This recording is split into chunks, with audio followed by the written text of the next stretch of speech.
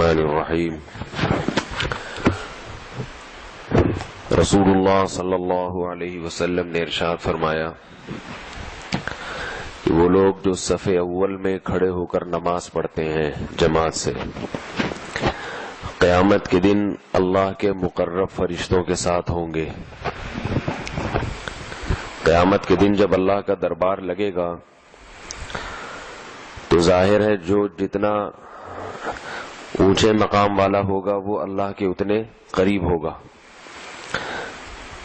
تو اس وقت ہر شخص کی تمنا ہوگی کہ میں سب سے آگے ہوں، میں سب سے آگے ہوں۔ جیسے دنیا میں جب کوئی بڑی شخصیت آتی ہے، کوئی صدر، وزیر اعظم یا کوئی بڑے عہدے والا، تو جو اس کے جتنے قریب ہوتے ہیں لوگ ان کو عزت کی نگاہ سے دیکھتے ہیں، حالانکہ یہ تو عارضی عزت ہے ختم ہونے والی، لیکن جس کو اللہ قیامت میں اپنا قرب عطا کریں گے اس کی عزت حقیقی عزت ہوگی۔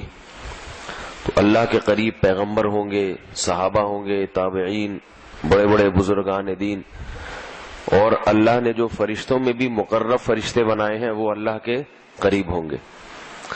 تو جماعت کی نماز میں صف اول میں جو لوگ نماز پڑھتے ہوں گے، تو چونکہ جب دنیا میں اللہ کا دربار لگتا تھا تو یہ سب سے آگے ہوتے تھے، تو آخرت میں جب دربار ہوگا تو یہ بھی سب سے آگے ہوں گے۔ اس لیے حتی الامکان کوشش کرنی چاہیے مردوں کو کہ جماعت سے نماز پڑھنا تو ضروری ہے ہی، جماعت چھوڑنا بلا شرعی عذر وہ تو گناہ کے زمرے میں آتا ہے نا، لیکن صرف اس پر قناعت نہ کریں کہ جماعت سے نماز ہو جائے۔ نماز تو 5ویں صف میں، 6ٹھی صف میں، 25ویں صف میں بھی ہو جاتی ہے، پیچھے سے پیچھے کھڑے ہو جائیں گے، جماعت تو مل جائے گی، لیکن زیادہ سے زیادہ فضیلت حاصل کرنے کے لیے، قیامت میں اللہ کا زیادہ قرب حاصل ہو جائے تو اس کے لیے دنیا میں اللہ کا پہلے زیادہ قرب حاصل کیا جائے، تو وہ ہے صف اول۔ حدیث میں آتا ہے رسول اللہ صلی اللہ علیہ وسلم نے فرمایا مردوں کی بہترین صف پہلی صف ہے اور بدترین صف وشرھا آخرھا، بدترین آخری، اور عورت کے لیے بدترین صف پہلی ہے اور بہترین آخری، تاکہ وہ مردوں سے نماز جماعت کی نماز میں جتنا دور سے دور ہو اچھا ہے۔ تو اس لیے عورت کے لیے سب سے آخری صف اور مرد کے لیے سب سے بہتر اول صف سب سے بہتر ہے۔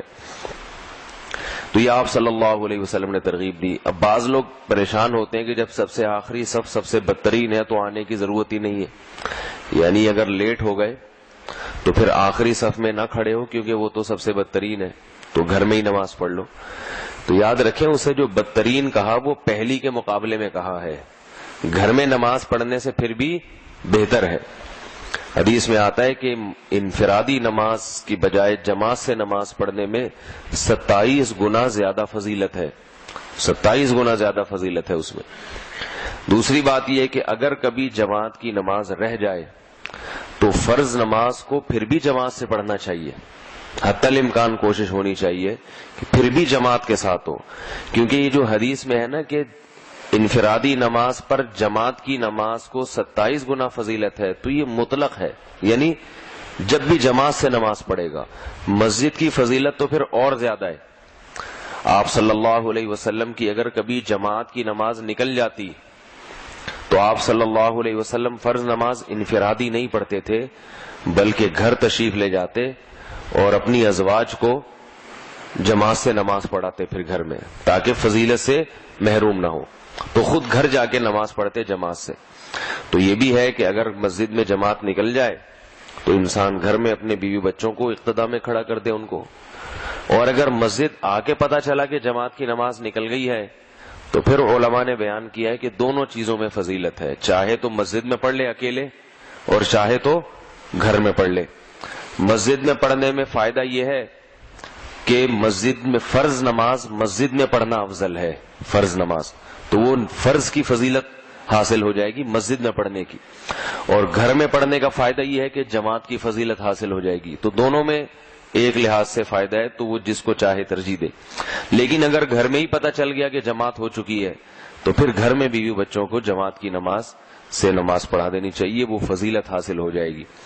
البتہ مسجد میں دوسری جماعت کرانا فقہ حنفی میں اس کی اجازت نہیں ہے.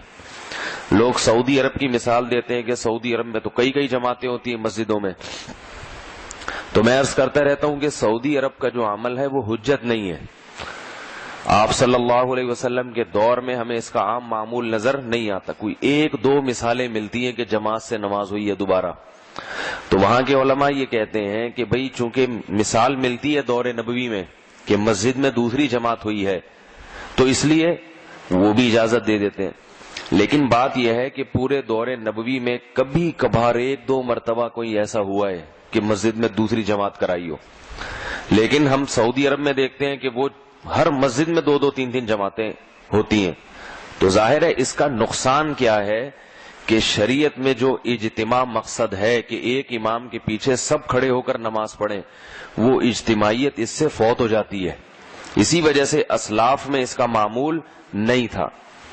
حدیث میں ہے، صحیح سند سے یہ بات ثابت ہے کہ اسلاف میں یہ رواج تھا صحابہ اور تابعین میں کہ مسجد میں آتے اگر جماعت سے نماز ہو چکی ہوتی تو یا تو وہیں انفرادن پڑھ لیتے یا گھر جا کے بیوی بچوں کو جماعت سے کراتے. وہاں دوسری جماعت کا معمول نہیں تھا.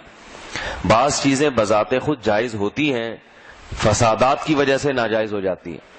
تو ایک تو یہ عمل نبی صلی اللہ علیہ وسلم کے دور میں اس کا معمول نہیں تھا، جیسے آج سعودیہ، دبئی میں، کویت میں جماعتیں ہر نماز کے بعد ایک اور جماعت ہو رہی ہوتی ہے. تو دور نبوی میں اس کی مثال نہیں ملتی.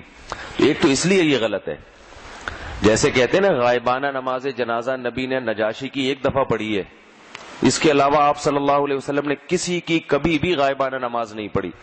حالانکہ آپ کے چچا زاد بھائی جعفر طیار شہید ہوئے اور بڑے بڑے صحابہ شہید ہوئے، لیکن آپ نے ان کی غائبانہ نماز جنازہ نہیں پڑھی. اسی وجہ سے امام ابو حنیفہ کے نزدیک یہ نجاشی کی خصوصیت ہے کہ اس کی غائبانہ پڑھی گئی، کسی اور کو یہ حاصل نہیں ہے. پھر آپ صلی اللہ علیہ وسلم کے دنیا سے جانے کے بعد صحابہ کرام نے کسی کی بھی غائبانہ نماز نہیں پڑھی ہے. تو کچھ ان چیزوں سے پتہ چلتا ہے کہ بھئی یہ نبی صلی اللہ علیہ وسلم کی خصوصیت تھی اور یہ نجاشی کے لیے خاص تھی کیونکہ وہ بادشاہ تھا، اسلام قبول کیا اس نے، تو اس کو عزت دینے کے لیے آپ صلی اللہ علیہ وسلم نے یہ عمل کیا. یہ اور کوئی حکمت ہے. تو اسی طرح آپ صلی اللہ علیہ وسلم کے دور میں اگر اکا دکا اس کے واقعات ملتے بھی ہیں تو ایسے عمومی واقعات نہیں ملتے. جبکہ جو لوگ کہتے ہیں دوسری جماعت مسجد میں جائز ہے، ان کے ہاں تو دھڑا دھڑ جماعتیں ہوتی ہیں. اس کا نقصان کیا ہوتا ہے کہ جو ایک امام کے پیچھے جس اجتماع میں جو فضیلت ہے وہ حاصل نہیں ہوتی. لوگ سستی میں امام کی اقتداء میں نماز چھوڑ دیتے ہیں کہ چلو دوبارہ جائیں گے تو بھی جماعت مل جائے گی. تو اسلاف کا معمول کیا تھا، صحابہ اور اسلاف کا، کہ جب مسجد میں آتے امام کے ساتھ نماز میں شرکت ہوتی ٹھیک، اگر جماعت نکل چکی ہوتی تو یا تو انفرادن پڑھتے یا گھر جا کے بیوی بچوں کو. نبی صلی اللہ علیہ وسلم نے بھی ایسا ہی کیا، گھر تشریف لے گئے، بیوی بچوں کو نماز پڑھائی، آپ صلی اللہ علیہ وسلم نے امامت کی. تو یہ جو ہے، اور دوسرا ایک تو میں نے بتایا، دوسرا نقصان وہ یہ کہ اس میں اجتماع جو ہے نا وہ ختم ہو جاتا ہے. تو اس کی بہرحال بڑی فضیلت ہے تکبیر اولی سے نماز کی.